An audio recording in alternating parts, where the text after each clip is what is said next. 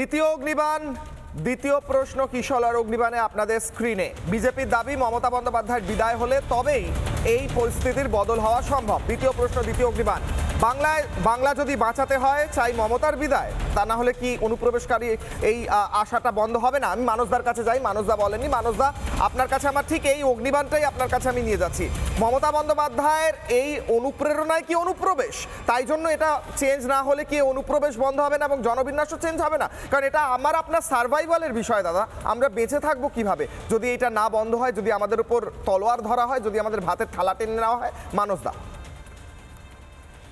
অনুপ্রবেশ এবং জনবিন্যাস নিয়ে আমরা পশ্চিমবঙ্গের প্রত্যেকটা মানুষ, প্রত্যেকটা দল যদি সচেতন না হয় তাহলে আমাদের কপালে অশেষ দুঃখ আছে।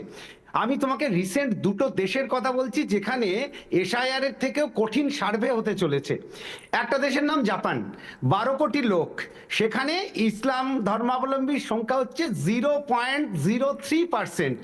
সেখানে 11 দিন আগে জাপান সরকার নিয়ম করেছে সেখানে কোনো অনুপ্রবেশকারী মুসলিমকে কবর দেওয়া যাবে না, জাপানের মাটিতে কাউকে কবর দিতে দেবে না।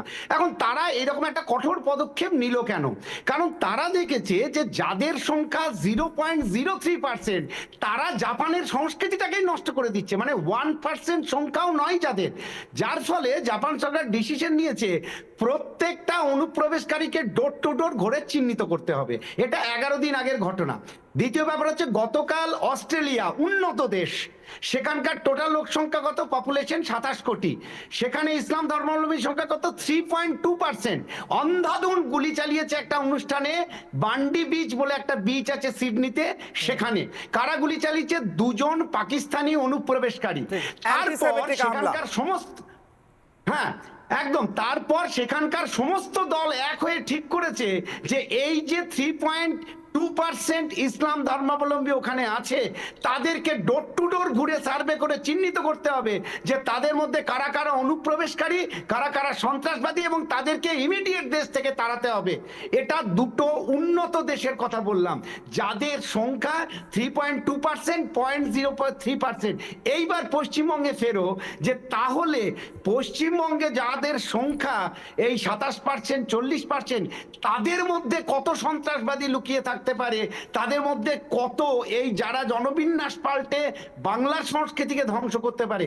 সুতরাং সমস্ত দলের উচিত, যেভাবে অস্ট্রেলিয়া পার্লামেন্টের সবাই এক হয়ে এটাকে সমর্থন করেছে যে ডোর টু ডোর সার্ভে করে অনুপ্রবেশকারী চিহ্নিত করে ইমিডিয়েট বার করুন, যেভাবে জাপান সিদ্ধান্ত নিয়েছে, আমরা কোন হরিদাস পাল যে এদেরকে মদত দেবো?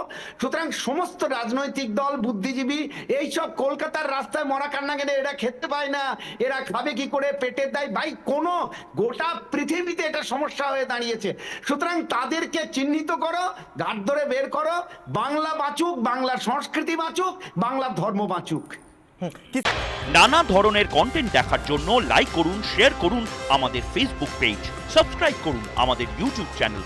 পাশাপাশি অন্যান্য ব্রেকিং নিউজের জন্য অবশ্যই চোখ রাখুন রিপাবলিক বাংলায়।